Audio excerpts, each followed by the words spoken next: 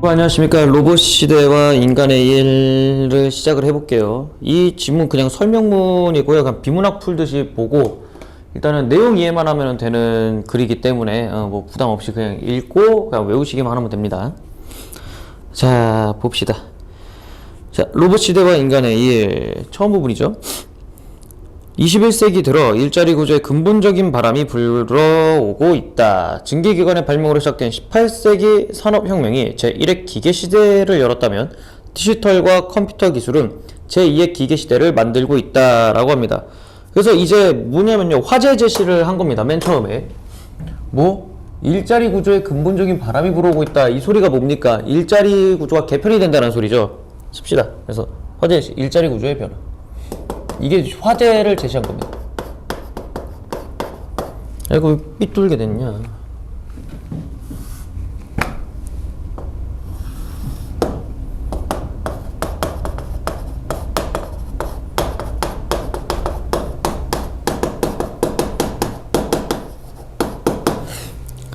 그렇습니다.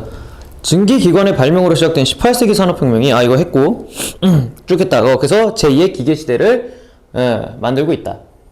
그래서 제1의 기계시대에는 뭐랬대요? 동력을 이용하는 기계가 저임금의 육체 노동을 대체했지만 이제는 제2의 기계시대에는 인간 고유의 지적이고 정신적인 작업으로 여겼던 업무마저 인공지능을 갖춘 로봇이 담당을 한다고 얘기를 합니다. 자, 그래서 이 부분 씁시다. 21세기에 마주할 로봇 시대에 대해 간략히 설명합니다.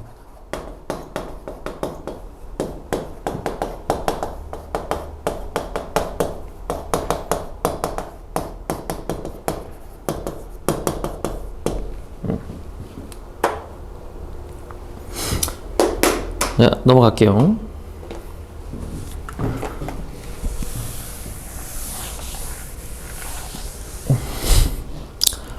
로봇은 여러 방면에서 인간과 경쟁을 하고 있습니다. 로봇은 각종 퀴즈 대결에서 이미 인간을 이기기도 했다. 야, 어떻게 이기냐? 끝말잇기도 우리가 인간이 발리고 있는데.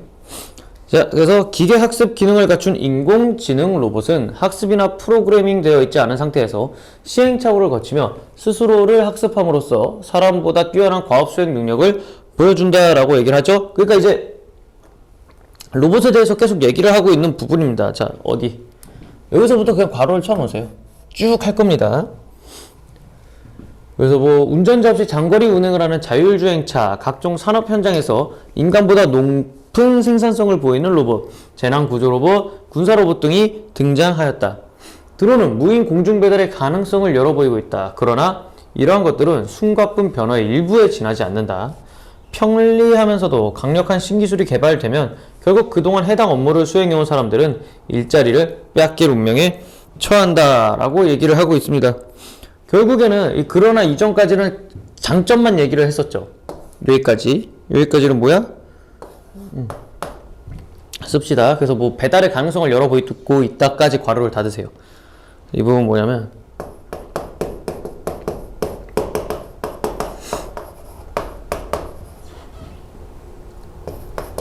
해온 일을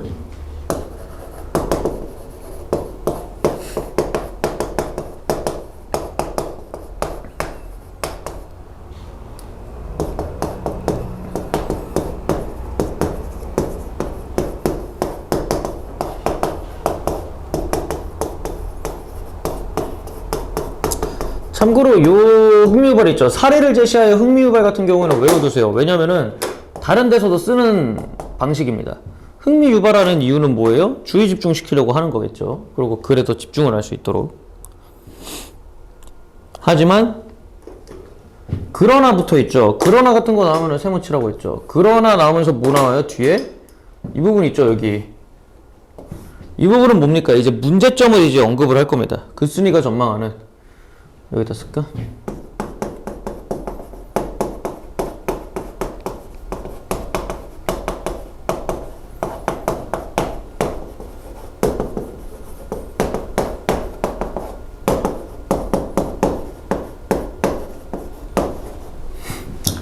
로봇 시대 문제점입니다. 자, 일단은 필기 하시고 넘어갈게요. 자자자.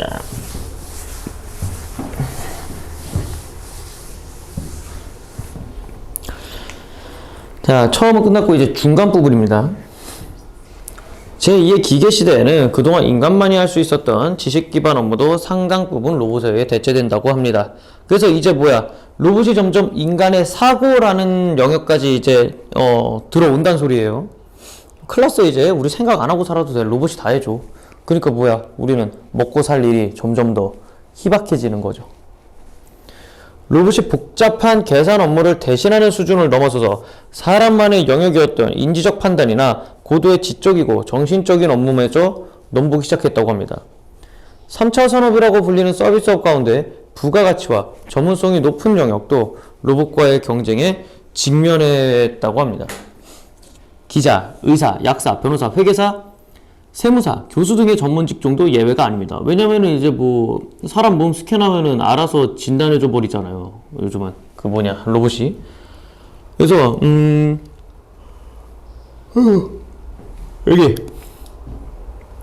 여기서부터 괄호를 쳐놓고 그 다음에 고도의 지적이고 정신적인 업무의 예시가 뭡니까? 여기 있죠. 기자, 약사, 변호사, 교수도. 그래서 요거죠.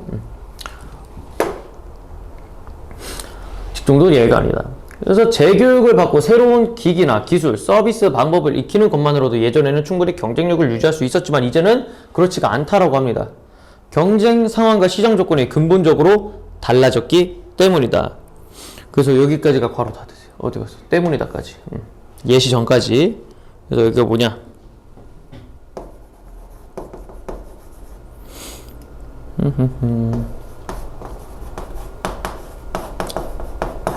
로봇에 대하여 인간의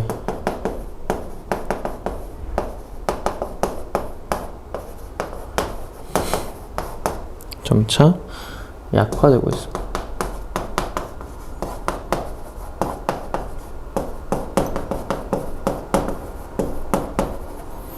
있음을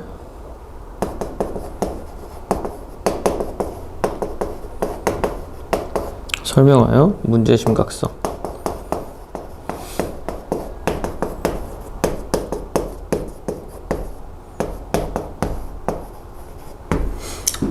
왜 이렇게 팔이 아프니? 일단 씁시다. 그러니까 일단은 필자의 관점이 뭔지는 대충 예상이 가죠. 왜냐면은 지금까지 읽어봤을 때 장점을 얘기하고 항상 단점을 조금 더 디테일하게 설명을 하고 있어요. 이런 식으로 글쓴이의 의도를 파악하는 게 일단은 글을 읽는 데서 먼저입니다. 비문학 같은 경우에는. 넘어가겠습니다. 그래서 이제 예시를 보자 했으니까 어떤 예시를 질렀는지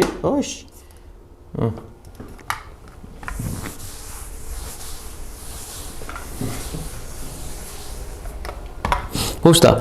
로스앤젤레스 타임스 2015년 3월 30일 새벽 2시 캘리포니아주 인근에서 진도 4의 지진이 발생했다는 기사를 보도했습니다.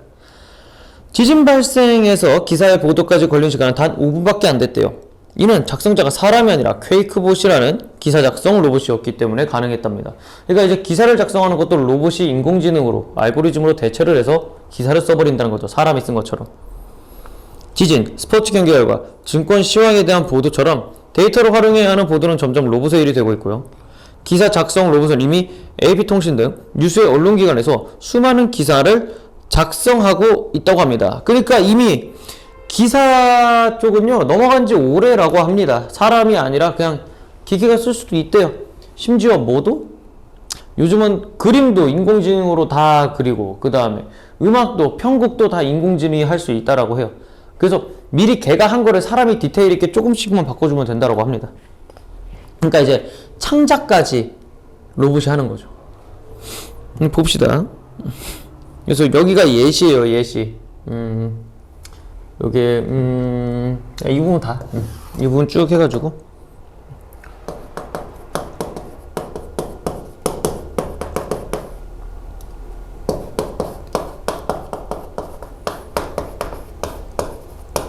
공무원 직종의 일자리를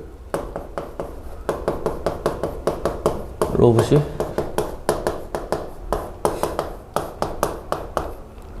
대체하는 예 1. 뭐야? 기사 작성 로봇.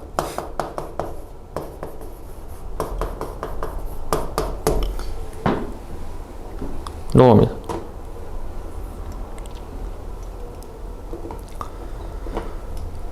뭐야 이거? 쭉? 뭐가 이상한데? 작성하고 있다. 그래서 국내에서도 기사 작성 로봇은 이미 실험 단계를 넘어 사람 기자가 쓴 기사와 구별하기 어려울 정도로 완성도 높은 기사를 작성해내고 있다. 수년에 걸쳐 훈련받은 기자들이 하던 취재와 기사 작성의 고유한 업무를 로봇이 대신하고 있는 것이다. 그냥 요 문단 자체가 요겁니다. 요 문단 자체가 요거예요. 그 다음엔 두 번째 나오겠죠. 의사와 약사에 관한 것도 나옵니다. 의자. 얘는 예시 두 번째겠죠. 의사와 약사의 업무도 예외는 아니다. 2000년대 국내에도 도입된 의약품 안심 서비스는 과거 의사와 약사가 수행하던 전문적 업무를 훌륭하게 대신하고 있다라고 합니다. 투약 정보를 인터넷에서 실시간으로 공유함으로써 부작용을 일으킬 수 있는 다량의 약을 처방받거나 함께 먹어서는 안 될 약품을 복용하는 상황을 예방할 수도 있대요. 전문가의 업무를 자동화 프로그램이 대신하게 됨으로써 가능해진 것이다 하면서 어디 갔어? 자, 이게 이제 예시 두 번째입니다. 요거. 전문 직종의 일자리를 로봇이 대체하는 두 번째. 전문 직종의 일자리를 로봇이 대체하는 이제 두 번째가 뭐예요? 의사와 약사의 업무.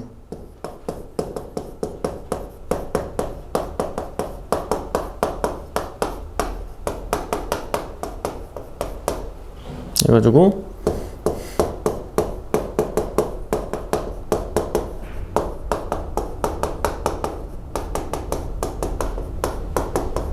의약품 안심 서비스입니다.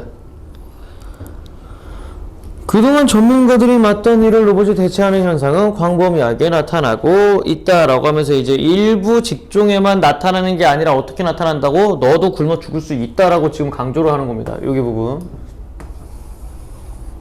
해봅시다. 그래서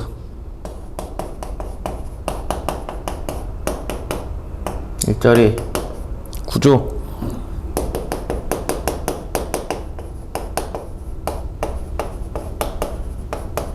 변화에 따른 문제가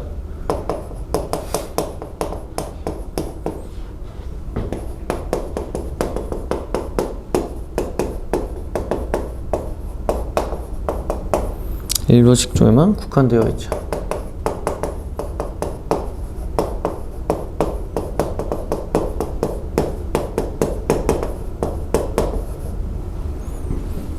아름을 강조. 자, 여기까지 쓰세요. 일시용 작업 쓰세요.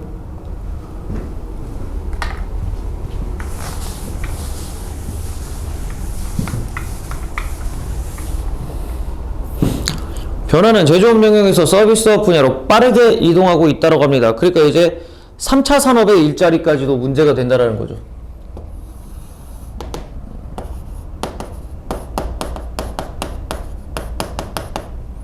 3차 산업에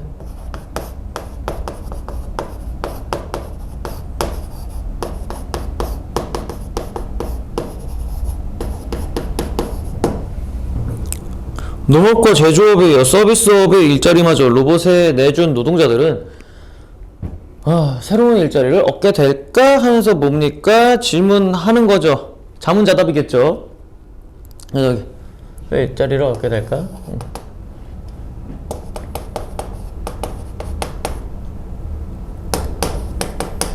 질문하고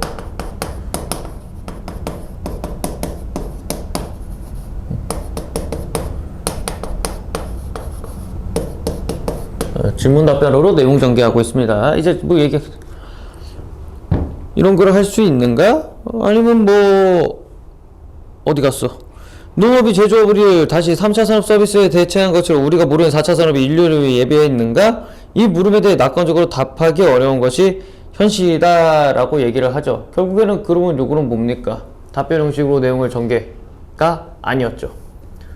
질문하긴 했습니다. 그럼 이거 왜예요? 그냥 단순히 독자 관심입니다. 이렇게도 나오지만 거의 대부분은 질문을 통해서 독자 관심을 유도 또는 강조겠죠.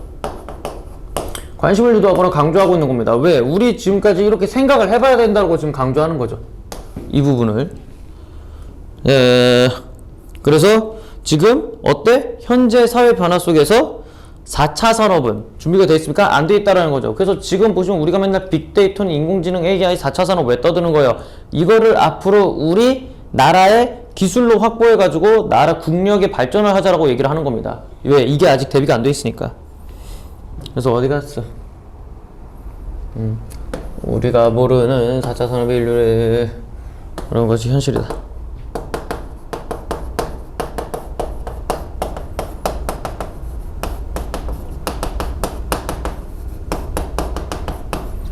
현재 사회의 변화 속에서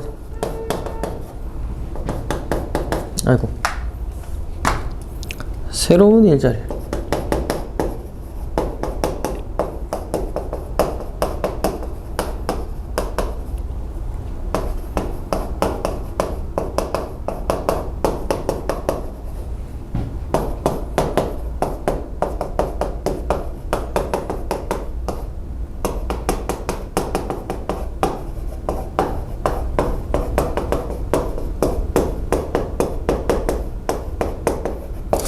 그러니까 보면은 이제 뭐 코딩 교육을 왜 하겠습니까? 이제 그 로봇을 제어할 수 있는 사람들이 새로운 직종으로 올라가는 거죠. 로봇이 대체가 안 되는 건 뭡니까? 로봇이 로봇을 통제를 해요?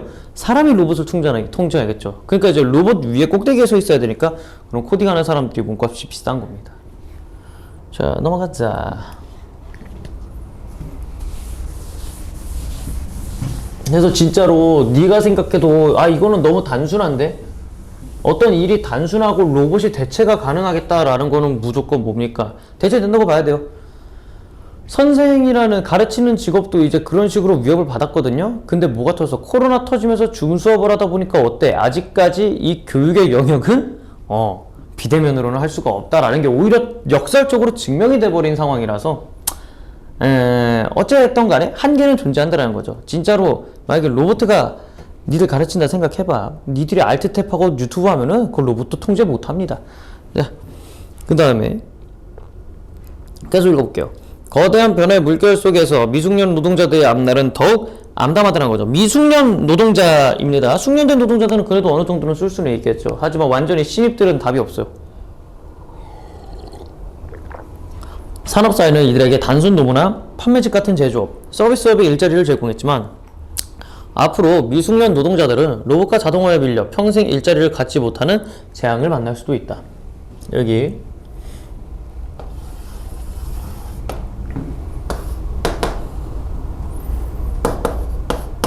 이 미숙련 노동자라는 게 반드시 그 제조업만 얘기하는 게 아닙니까? 그냥 신입들은 앞으로 더 설 자리가 없어질 거예요. 너네 얘기입니다.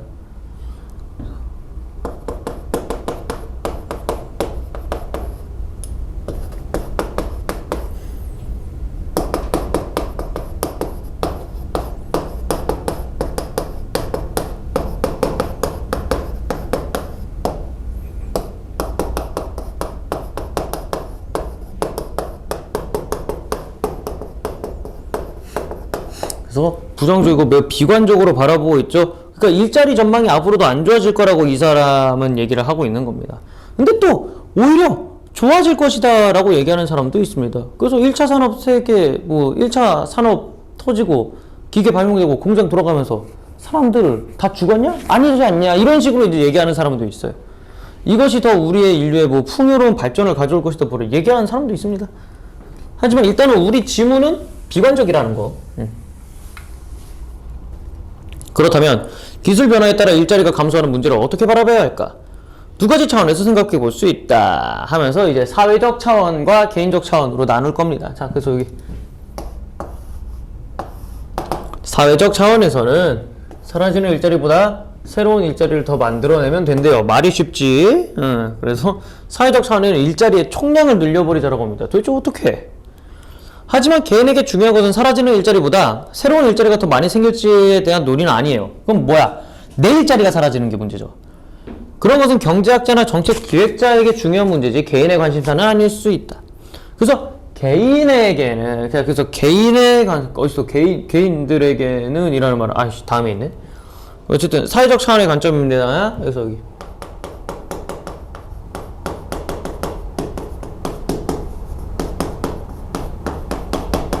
아니 왜 이렇게 더워? 머리가 안 돌아가네 이거. 사회적 차원의 관점 일자리 총량을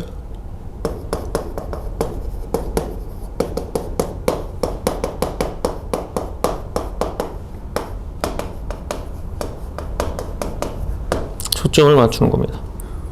넘어갈게요.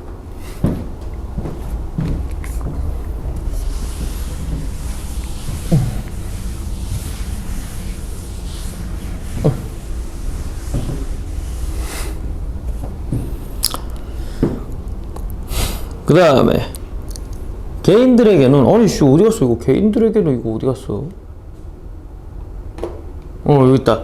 그래서 여기 개인들에게는 아이씨 이거를 날이 덥다 보니까 날이 더운 게 아니라 안에가 덥다 보니까 뇌가 멈춰. 이거 자 여기 봅시다. 그래서 이게 개인적 차원의 관점이라고 쓰세요.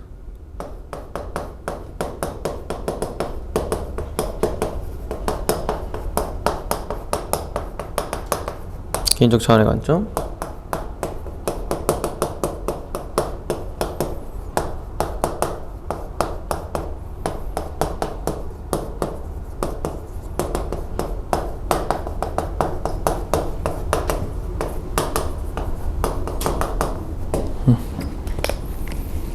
쓰세요.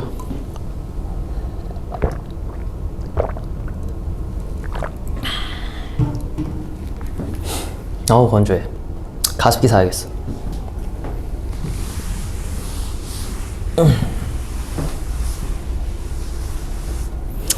계속 읽겠습니다.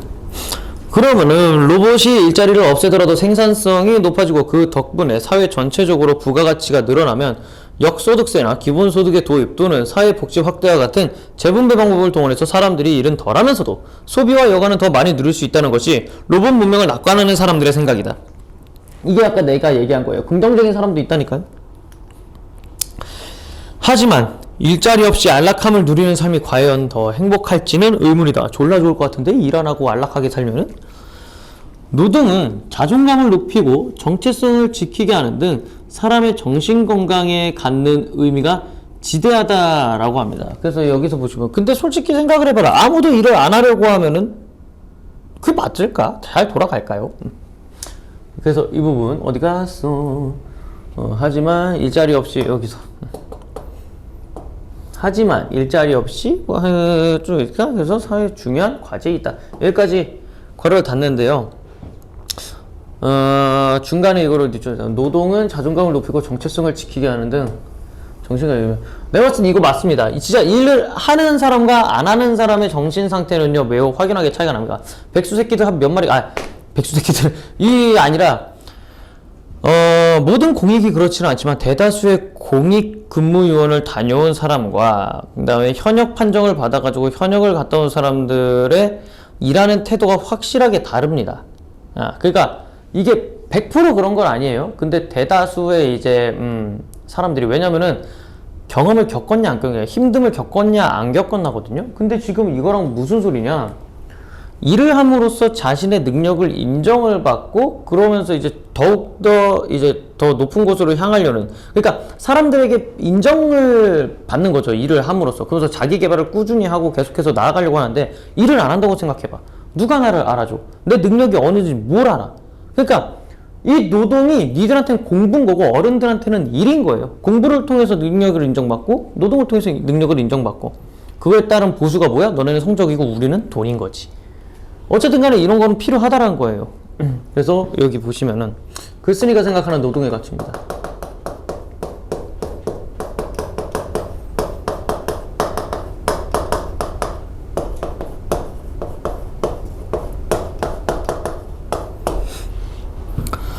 그래서 기본소득 보장과 같은 금전적 수단만으로 미래의 실업 문제를 해결하는 것은 그래서 지나치게 단편적인 접근 방식이다. 사회 구성원에게 적절한 일자리를 제공하는 것은 로봇 시대의 무엇보다 중요한 사회적 과제라고 합니다. 그래서 낙관적 전망을 비난하는 거죠. 야, 생각을 해봐라. 그래서 걔네들이 그냥 그러고 살아가지고 좋을까, 과연? 행복할까? 라고 얘기를 하는 거지.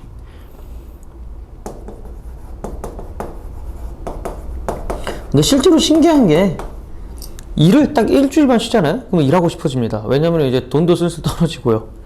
그 다음에 심심해요, 사람이. 진짜로. 하루에 딱 일주일에 한 4일 정도는 일을 해야 되는 게 좋은 것 같아. 나는 6일을 하고 있으니 문제지. 로봇 운명에 대한.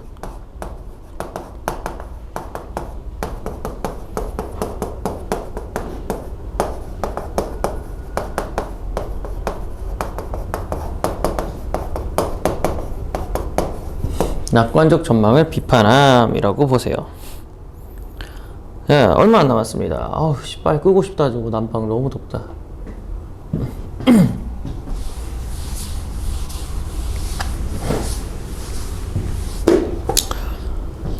20세기 영국의 철학자 버트런드 러셀은 인간은 권태, 죄의식, 피해, 망상증 때문에 불행해지며 그 대신 열정, 사랑, 노력과 찬양 그리고 이를 통해서 행복에 이르게 된다고 주장을 했다라고 합니다.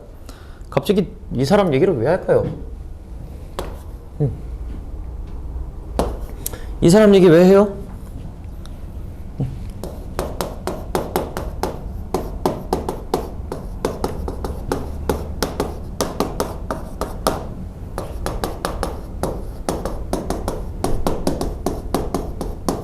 중요하다는 견해를.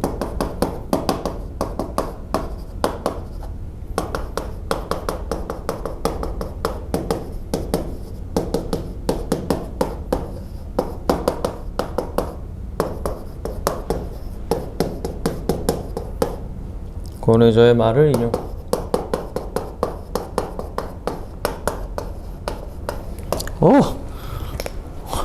건조해.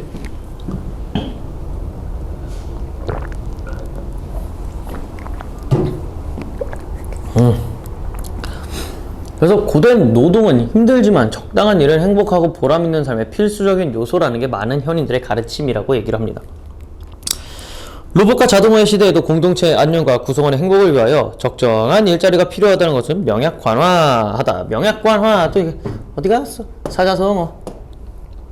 이거 무슨 뜻이냐면요, 이게 그냥 불 보듯 뻔하다는 소리예요. 명약관화, 불을 보듯 뻔하다. 불 보듯 뻔하다. 이건 무슨 뜻인지 알죠? 설마 불 보듯 뻔하다란 말도 모르면 안 되는데. 너 반드시 그렇게 된다는 소리죠. 아무리 사회적 안정망이 잘 갖춰져 있고 유산이나 기본소득으로 안정된 삶을 유지할 수 있다 하더라도 일자리가 없다면 건강한 행복을 누리기 어렵다입니다. 그렇죠. 야, 돈이 많은 재벌들도 일은 해요. 왜 하겠습니까? 유지하고 자신들의 명성, 어쨌든 그런 인정을 받아야 되잖아요. 만약에 그걸 다 잃어가지고 은퇴하는 게 아닌 이상 젊을 때는 일해야 됩니다. 직업의 세계에 밀려오는 거대한 물결을 우리는 어떻게 맞아야 하는가? 여기도 마찬가지죠. 뭘 어떻게 맞기는 질문을 통해 독자 이거 아까랑 똑같아요.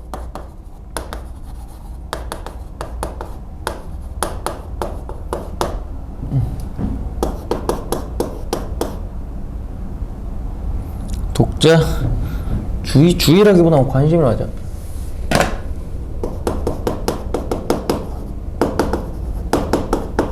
환기가 불러일으키다는 소리입니다. 모든 일이 자동화될 수도 있다는 점을 이해하고 평생 직업 따위는 없다는 사실을 받아들이며 새로운 현실에 적응해야 한다. 자, 여기가 이제 글쓴이가 제시하는 해결 방안입니다.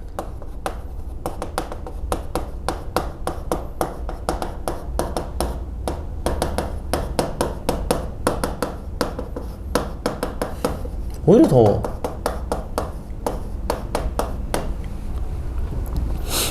달라진 현실에서 성공적으로 직업 생활을 하려면 다음 사항에 유의하여 스스로의 길을 찾아야 합니다. 그래서 그 스스로의 길을 찾아야 한다.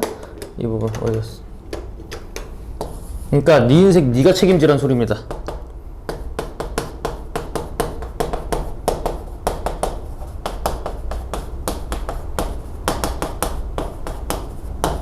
해달라고 징징대지 말라는 소리예요. 공부도 마찬가지입니다.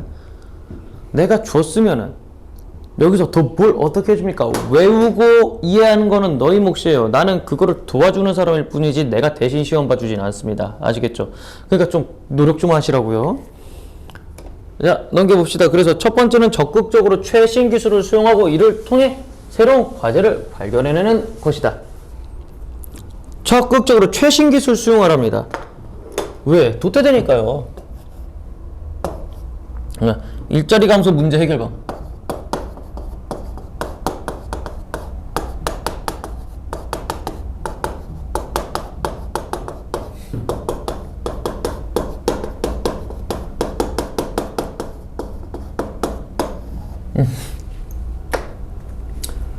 이때 인공지능, 로봇 기술, 자동화 구조와 질서를 탐구하고 주도적으로 받아들여 로봇 환경에 적응하는 것이 매우 중요하다. 미세 수술에 수술용 로봇을 활용하는 것처럼 자신의 영역에 최신 기술을 접목할 방법을 찾아 나가는 것이다. 이제껏 사람이 해오던 직무를 더 정확하고 신속하게 해낼 로봇에게 맡기고 우리는 그동안 마주하지 못했던 새로운 과업을 발견하고 존재하지 않던 가치를 만들어내는 등 중요한 일에 더 집중을 해야 한다라고 얘기를 합니다. 그러니까 이제 이거를 해야만이 뭘 하는 거야? 새로운 일을 창출을 해낼 수 있다라는 거죠. 새로운 과업과 가치를 창출해야 한다. 여기 이거를 해야 됩니다. 왜 저걸 해서 요걸 하란 소리예요. 그럼 두 번째도 있겠죠? 두 번째 봅시다. 아우 더워. 저거 잘 나오고 있지 소리. 목이 너무 아파요. 건조해가지고. 여기 히터 나오는 게 지옥이네.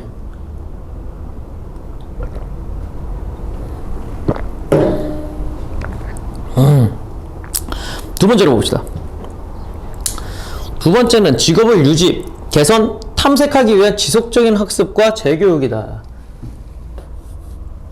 재교육은요, 다시 계속해서 배운다라는 소리입니다. 다시 처음부터 싸우는 게 아니에요. 그러니까 내가 몰랐던 게 있나 놓쳤던 게 있나 하면서 계속 보는 겁니다. 그래서 나도 기출문제 요즘 맨날 봐요. 니들만 보냐? 20년, 21년, 22년 나오는 거 계속 풀어봐. 그래서 어떤 식으로 요즘은 나오나, 무엇이 뭐 달라졌나 이런 식으로. 이게 나한테는 재교육이죠. 일자리 감소 문제의 해결 방안.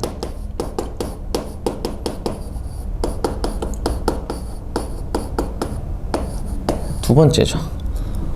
그러니까 평생 직장이나 종신직이 불가능한 환경에서 가장 필요한 능력은 뭐다? 유연성과 평생 학습자로서의 태도입니다. 그래서 자, 평생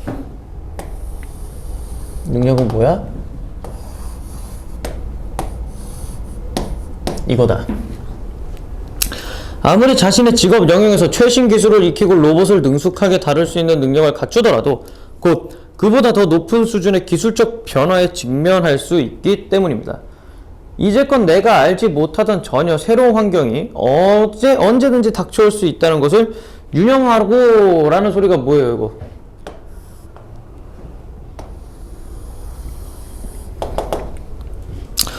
변화에 대한 유연한 태도를 가지라는 겁니다. 그러니까 안 변해 고집 부리지 말란 거예요. 세상은 변해요.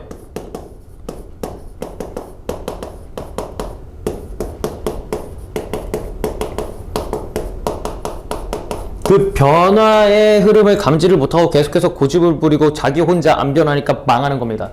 환경이 바뀌고 세상이 변했으면 너도 바뀌어야죠. 그 유연성을 발휘해서 새로운 길을 찾으려는 태도를 지녀야 합니다. 인간은 지금까지 숱한 어려움과 맞닥뜨려 왔지만 언제나 유연성을 잃지 않고 창의적 방법으로 헤쳐나왔어요. 유연성은 불안 요소가 가득한, 그렇기 때문에 예측하기 어려운 미래 직업 세계에서도 마찬가지로 요구되는 덕목입니다. 자, 넘어가. 마지막이죠.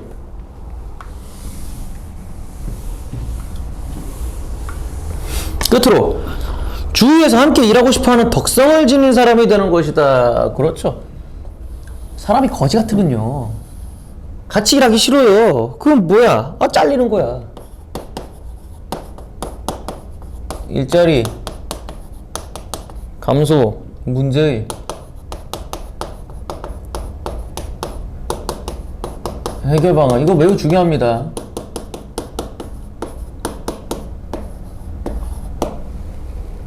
진짜로 뭔가 이 사람이 일을 같이 하기 싫어. 남들하고 다르다기보다는 그러니까 이게 또 참 그런 게 그렇다고 해서 그 사람이 틀린 건 아니지만 대다수의 사람이 그 사람과 일을 하기 싫어해. 업무에 방해가 된다란 말이죠. 그러면 어떻게 해야 됩니까? 사장 입장에서는 당연히 자르겠죠.